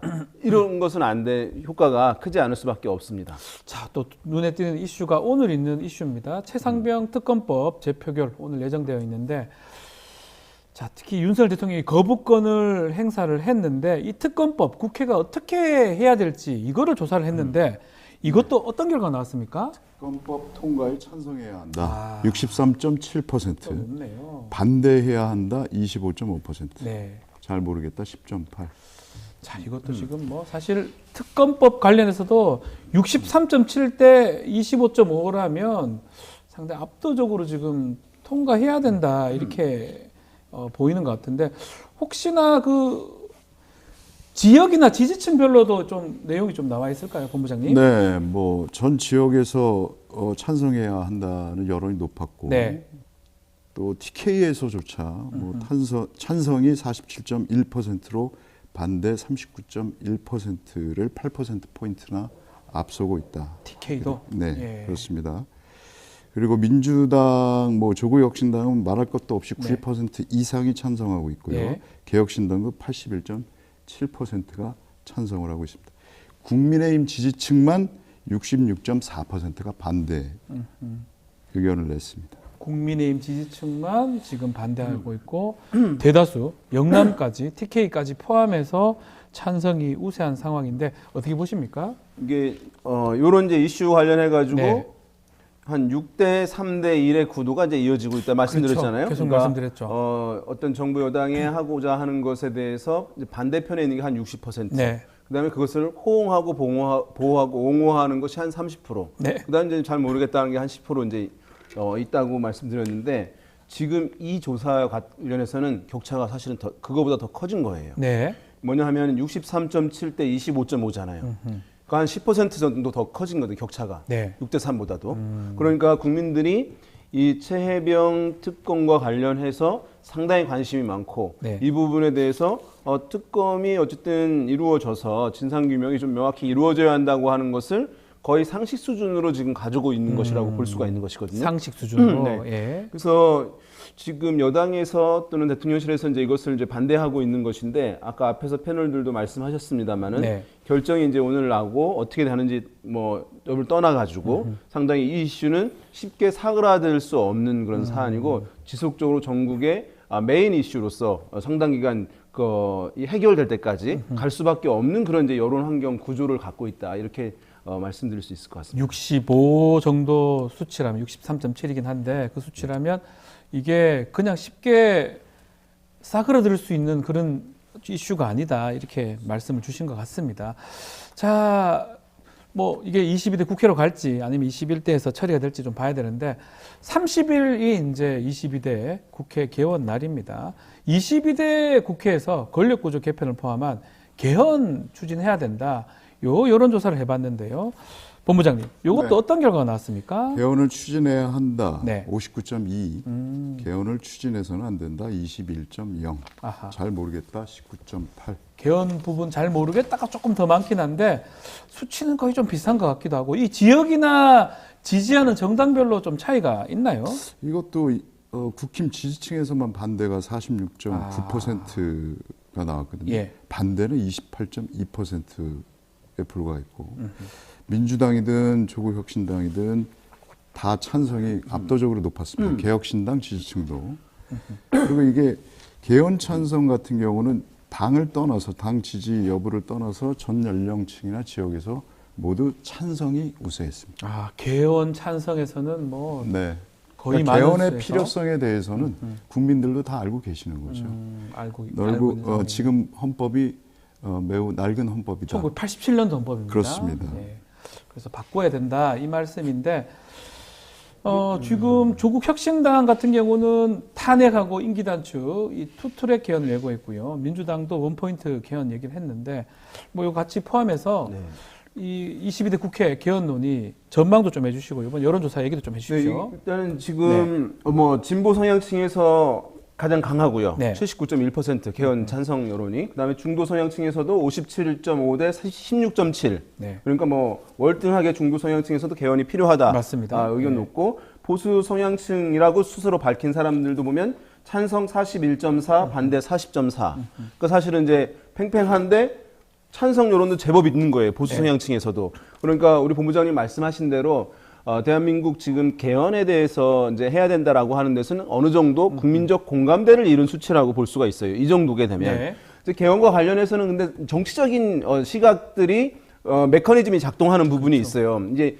이것이 뭐 4년 중임제를 해서 한번 책임을 더 물어야 된다라고 하는 것들은 상당히 사실 한 10년 전부터 공감대를 이뤄온 부분이긴 한데 왜 이게 이루어지지 않은 것이냐라고 했을 때는 그때의 대통령 또는 야당의 또 최고 인기 있는 인물들의 선거와의 남은 기간 등의 그렇죠. 역학관계가 이게 작동이 되는 부분이거든요. 무슨 얘기냐 하면 이제 진영의 유권자들 같은 경우, 지지자들 같은 경우에는 개헌을 해야 된다라고 하는 인식이 있습니다만은 또 한편으로는 그 진영의 지도자를 지켜야 한다. 그 의견에 따라야 한다라는 것도 함께 작동을 해요. 네. 그러니까 만약에 이제 개헌 논의를 지금 한다라고 했을 때 대통령이 굉장히 위기에 처할 수 있을 것이다. 소외되고 이렇게 된다고 하면 여당 성향층, 보수 성향층에서는 일정 부분 또는 국민의힘 지지층에서는 일정 부분 반대하는 것을 얘기할 수밖에 없는 거예요. 그렇죠. 그런 부분들이 있어서 대개 보면은 이렇잖아요. 대통령 선거 직전에 보면 모든 후보들이 개헌을 추진하겠다라고 약속을 하고 서약을 해요. 네. 그런데 들어가게 되면 이제 흐지부지 되잖아요. 또 이제 다음 대선 직전에 가서 또 그 얘기를 합니다. 또 그 얘기하고. 이게 이제 계속 반복이 되는 겁니다. 한 20년 동안 반복이 돼 왔죠. 네. 그런데 이것이 이제 대통령이 왜 안 하냐고 하냐. 개헌에 관해서는 뭐 기본권에 관한 얘기들도 있고 하지만 이제 권력구조 개편에 관한 얘기를 하잖아요. 그럼 필연적으로 권력구조 개편 얘기를 하게 되면 차기 주자와 연결되게 됩니다. 그러면 현직 대통령은 기본적으로 사실은 굉장히 이제 왜소해지는 흐름으로 가고 논외의 대상이 돼버려요. 네. 그래서 개헌이 블랙홀 된다. 뭐 그러면 대통령이 하려고 하다가도 나 지금 많은 일을 하려고 하는데 이거 초장부터 이거를 해서는 안 되지라고 해서 안 하는 거예요. 그래서 이제 그런데 임기 후반, 중후반 가면 이걸 하려고 해요. 그렇죠. 그러면 그때 또 왜 못하느냐 하면은 이제 대통령에 당선될 것 같은 사람 있잖아요. 호응이 약간 꺼질지근하게 적극적으로 안 나오게 됩니다. 네. 그럼 그 지지자들이 또 개헌 여론을 약간 이제 전폭적으로 지지하다가 약간 주춤해져요. 그러니까 또 가는 거예요. 네. 그러니까 이런 것이 계속 이제 반복되는 그런 상황인데 지금은 이제 대통령 임기가 아직 중간을 이제 넘지 않은 그런 상황이잖아요. 그렇죠. 그런데 지금 개헌 여론이 상당히 높고 야당 지지층에서도 높고 여당 지지층에서도 상당 부분 보수 정책에서도 있는 그런 상황이기 때문에 제가 봤을 때는 현직 대통령의 국정 수행 지지율이 이후에 어떤 흐름을 보이느냐에 따라 가지고 이 개헌 논의가 더 활성화되어서 실질적인 어떤 의미 있는 논의로 이어질 가능성, 또 사실은 이제 배제할 수 없는 그런 흐름이다. 지금 현재는 이제 그 정도 말씀드릴 수 있을 것 같아요. 그 2007년에 그 노무현 대통령이 신년 연설을 통해서 개헌을 꺼냈죠. 네. 2007년입니다. 근데 당시에 왜 하필 지금이냐. 요 프레임에 갇혀서 맞습니다. 조중동을 비롯한 기득권 세력이 똘똘 뭉쳐가지고 공격을 하는 바람에 그냥 사라졌습니다. 네, 못했죠. 못했습니다. 현직 대통령으로서는 유일하게 제안한 것인데 대단히 중요했어요. 그때 했다면 이런 계속 반복되는 그 패턴이 없었겠죠. 그때 못했고 모든 이슈의 블랙홀이 되는 건 맞습니다. 맞고 과연 윤 대통령이 국회에서 논의해서 이런 것들을 받을 수 있을 그런 동력이 될 것이냐. 아까 말씀하신 대로 그게 상당히 중요한 관건이 될 것 같고 일단 민심은 지금 개헌을 하게 되면 개헌보다는 특검이 먼저라는 여론이 더 높은 이것도 더 높아요? 예, 특검이 더 먼저다라는 게 있기 때문에 개헌도 또 다시 또 그렇게 흐지부지 되지 않을까라는 우려도 있는 것이죠. 다만 이제 우리가 지금 대한민국의 정치를 분석하는 데 있어서 한 5년 전 이때까지는 기본적으로 대중의 여론이 국민의 여론이 이런 흐름으로 간다. 그렇기 때문에 아마 정치권에서는 이렇게 결정을 할 것이다라고 하면은 거의 틀리지 않았어요. 그렇죠. 근데 지금 같은 경우에는 그것이 여전히 유효하긴 합니다. 민주주의 국가이긴 하지만 그렇지만은 어떤 이제 특정 인물들의 개인적 캐릭터 가 이제 이렇게 작동할 것이다라고 하는 옛날 방식의 정치 분석인데 그것이 요즘에 약간 유효해진 상황이라고 할 수 있어요. 주요 플레이어들의 워낙 캐릭터와 개성들이 이제 좀 특별하기 때문에. 근데 만약에 이제 윤석열 대통령의 입장에서 보면은 이렇게 계속 이제 좀 위기에 몰린 상황, 수세에 몰린 상황, 이도저도 잘 할 수 없는 그런 상황이라고 하는데 그 스타일을 생각하게 되면 뭔가 이제 주도해서 뭔가를 한다라고 하는 것에 아마 강박이 있을 가능성이 있거든요. 생각이. 그렇게 되면 개헌을 우리가 이제 주도하는 모양새로 한번 전국을 풀어나가 보자. 라는 판단을 저는 할 수도 있다고 생각합니다. 근데 물론 실질은 야당의 요구나 이런 상황에서 밀려가는 거지만 이제 외형은 좀 우리가 먼저 이걸 던져서 논의하게 하고 하면은 어쨌든 그 부분 얘기하게 되면 지금 정치적으로 공세를 받는 부분 직접적으로 이런 부분들은 약간 좀 완화될 수도 있는 것 아니냐라고 하는 판단을 할 수가 있거든요. 그러니까 이 부분이 이제 고려가 그렇게 이루어지느냐 여부가 사실은 이제 대통령 임기 중반 이후에 지금 가장 주목되는 포인트 중에 하나라고 지금 이제 얘기가 되고 있어요. 자, 좋습니다. 개헌 부분 좀 짚어봤고요. 국민의힘 차기 당대표 어떤 인물이 적합한지 이것도 좀 물어봤는데요. 본부장님, 결과 좀 소개해 주십시오. 네, 유승민 전 의원 26.8, 한동훈 전 비대위원장 26.0, 나경원 당선인 7.5, 안철수 7.4, 윤상현 1.8 이런 순이네요. 자, 특히 원희룡 전 장관이 있었네요. 4.8. 4.8. 네. 저희가 지난 4월 달에 13일, 14일간에 이런 같은 설문을 했었는데 후보군은 약간 차이가 있지만 특히 유승민 전 의원하고 한동훈 전 위원장 간의 격차는 그때에 비해서 지금 좀 줄어들었습니다. 이거 어떻게 봐야 됩니까? 그러니까 이제 유승민 전 의원이 제일 높네라고 이제 생각하시는 분들 있잖아요. 그럼 이제 이런 것은 보나마나 뜯어보면 야당 성향층이나 진보 성향층에서 전폭적으로 밀어주고 있는 거예요. 약간 역선택 같은 느낌의. 근데 역선택이라고 하는 것은 이제 정치권에서 많이 얘기하는데 그것을 의도적이고 전략적으로 역선택한다 이렇게 다 해석하거든요. 근데 결과적으로 역선택이 나오는 거지 사실 사람들이 내가 저쪽 정당의 반대편에 있는 사람을 몰아줘서 저기를 공격에 빠뜨려야지라고 응답하는 건 아니거든요. 결과론적으로 역선택이 됐다는 거지. 그건 이제 또 정치권에서 또는 이제 정치 기사회들에서 너무 이제 과도하게 하는데 많은 선량한 대중들, 국민들은 그냥 순수하게 얘기하는 거예요. 네. 예, 그래서 이제 결과가 이렇게 나오는 것인데, 그래서 그런 면에 있어서 이것이 이제 파괴력이 이 수치만큼은 실제 적은 거예요. 왜냐하면 이제 룰 관련해가지고요. 그렇죠. 예, 그런데 보게 되면 한동훈 전 비대위원장이 지난번보다 상당히 올랐잖아요. 그러니까 우리가 최근에 많이 된 것이 반영이 된 것이죠. 네. 그때는 이제 나올 것이냐 말 것이냐 이제 이런 의문들이 이제 있던 상황에서 나왔는데, 이런 조사들에서 봤을 때는 중요한 것이 전체의 후보들의 합은 100%를 넘지 못한다는 거예요. 그러니까 여기서 꾸준히 열심히 해요. 만약에 나경원, 안철수, 원희룡, 윤상현 이런 분들이 이제 꾸준히 열심히 해요. 그러면 네. 지지율을 꾸준히 올릴 수 있는 것이냐? 그렇지 않다는 거예요. 왜냐하면 합이 100%라는 거는 누군가 떨어지지 않으면 내가 오를 수가 없는 거예요. 예. 제로섬이네요. 제로섬 이게 너무 중요해요. 사실은 네. 우리가 이제 대학 수험생이라고 한다면 우리가 모의고사를 보잖아요. 네. 열심히 공부하면 올라가잖아요. 다른 친구들 점수 떨어지지 않아도 상관없어요. 절대적으로 제가 올라갈 수 그런데 있는데 이거는 그렇지 않거든요. 상대평가죠. 네, 그래서 사실은 이렇게 유력한 그 인지도 지명도가 있는 인물이 한두 명 있잖아요. 네. 나머지 분들은 두 자릿수를 얻기가 어렵다. 쉽지가 않은 그런 흐름이거든요. 그래서 지금 이제 유승민 여론조사에서 절반은 야권 성향층일 거 아닙니까? 진보 성향층. 네. 절반은 보수 성향층이잖아요. 물론 이제 그 중에 한 10%, 20%는 답을 안 하는 사람들이에요. 그러니까 사실은 한 80%를 놓고 싸우는데 정확히 하면 거의 절반이 나누면 40%를 놓고 싸우는 거예요. 그래서 40% 한진영의 40%인데 거기서 한두 명이 만약에 15%씩 가져가요. 나머지 4-5명은 10% 안에서 싸우는 거기 때문에. 그러니까 한 자릿수밖에 안 되겠네요. 근데 이 대중들이 사실은 면밀하게 보는 것이 아니라 질문 받았을 때 직접적으로 얘기를 하는 것이거든요. 그러면은 들었을 때 한 명 한 명 꼼꼼히 생각하는 게 아니라 뭐 최근에 내가 이제 인지한 사람, 그러니까 제일 유명한 사람들 얘기를 하게 되는 거예요. 그러니까 이런 군소 후보들 같은 경우에는 그 1, 2위 유력한 사람들의 큰 데미지가 있거나 아니면 여기서 이제 이탈하거나 하는 그런 것들이 없으면 네. 되기가 사실은 쉽지 않은 흐름이라고 이제 이런 조사를 볼 때 이제 뭐 약간 공식 같은 건데요. 말씀 한번 드려봤습니다. 자, 정당별 지지율도 저희가 좀 살펴봤는데 이번 주 어떤 결과가 나왔습니까? 네, 민주당이 36.6, 네. 국민의힘이 29.3, 조국혁신당 14.0, 개혁신당 4.2, 새로운미래 1.5, 진보당 0.8 나왔네요. 지금 보니까 지난주도 그렇지만 이번 주도 국민의힘 지지율이 지난주보다 2%포인트 정도 떨어진 것 같습니다. 이게 이유가 뭡니까? 대통령 지지율하고 연관성이 있는 겁니까? 아니, 총선 대패 이후에 예. 대통령도 안 바뀌었지만 여당도 바뀐 게 없잖아요. 국민의힘도 바뀐 게 없다? 지금 최상병 특검법 오늘 표결하는데 그 네. 앞서서 표 단속하는 모습들 보면서 국민들이 어떻게 생각했을지 또 용산 거수기 노릇하고 있다 이렇게 볼 수밖에 없기 때문에 총선에서 심판을 했는데도 저렇구나 지지할 이유가 없는 것이죠.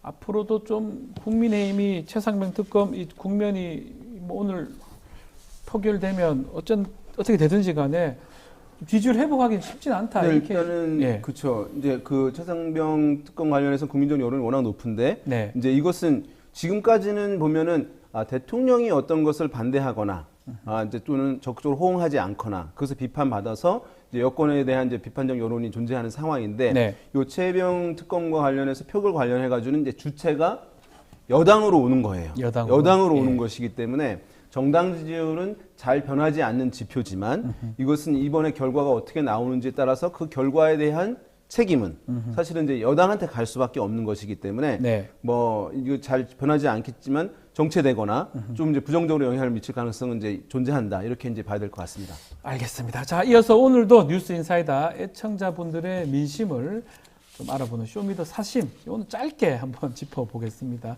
저희 질문이 뭐였냐면 최상병 특검법 재표결에서 여당 표가 몇 표나 이탈할 거냐고 예상하냐 이런 질문입니다. 자, 15,000명 넘는 분이 참여해 주셨는데요. 이거 뭐 사실 신뢰할 수 없습니다. 그냥 기분대로 뭐 이렇게 한 거라고 보시면 좋은데 참고용입니다. 다시 한번 강조드리면서 결과 한번 소개해 주십시오. 네, 17표 이상 나올 것이다. 59%. 희망사항이 좀 당긴 거. 희망이겠죠, 이거는. 그래서 5표에서 9표 16%, 예. 10표에서 16표 14%. 네. 뭐 4표, 3표 이거는 찬성하겠다고 의견을 밝혔던 표현한 분들 분들이니까. 네. 것 같습니다. 희망도 있지만 또 어느 정도 또 정밀하게 또 말씀하셨다고 또 읽혀지기도 한데, 자, 어떻게 해서 이런 결과가 나왔는지 댓글 한번 좀 소개해 주십시오. 네, 유저 XR님께서 네. 소망하는 바입니다. 제발 양심이 있는 사람이라면, 인간이라면 정의표를 행사해야 합니다. 정당 바로 세우기 신인규 대표가 정의표라고 말했습니다. 맞는 표현입니다. 반드시 정의표를 행사해서 진실을 밝혀야 합니다.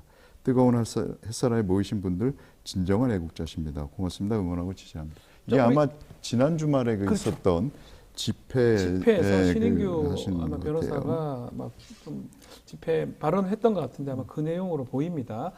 하나 더 소개해 주십시오. 네, 뭐 창길준 4861님께서 근본적으로 양심과 공정, 정의의 문제인데 그저 당론이라 하며 따라가면 그 사람들은 미래가 없다. 필연코 밝혀지게 되어 있다. 본인의 정치 생명이 달려있고 양심의 문제고 자기 자식이라 생각해보면 답이 있다. 이런 이제 댓글을 남겨주셨습니다. 유저 JX님, 누구나 예외 없이 아들 군대 보내는 나라에서 어떻게 이 특검을 반대할 수 있나? 윤통과 국힘당, 아들 군대 보내기 싫어지는 엄마들 일어나기 전에 정신 차려라 글 주셨고요. 마지막으로 JP님께서 17명에 못 미치면 실망감이 크겠지만 17명이 더 찬성하길 기원합니다. 알겠습니다. 저희 쇼미더 사심까지 말씀을 드렸습니다. 자, 오늘 이승영 본부장, 윤희은 센터장 두 분 감사합니다. 자, 뉴스 인사이다 1부 이제 끝내야 되는데요. 자, 구독자 이벤트 하나 소개해 드리겠습니다. 저희가 6월 15일 공개 방송을 진행합니다. 첫 공개 방송인 만큼 재미있는 코너 또 풍부한 사은품도 준비를 했습니다. 화면에 나오는 QR코드 또 라이브 채팅창 상단 고정 글 또 커뮤니티를 통해서 참여 신청을 하실 수가 있고요. 많은 관심 부탁드리겠습니다. 자, 오늘 뉴스 인사 프라임 서초에 보면 준비되어 있기 때문에요. 지금부터 또 은밀하고 재미있는 이야기 준비가 되어 있습니다. 가입하시고 다양한 혜택도 받아보시기 바랍니다. 서둘러 주시고요. 잠시 뒤에 뵙겠습니다.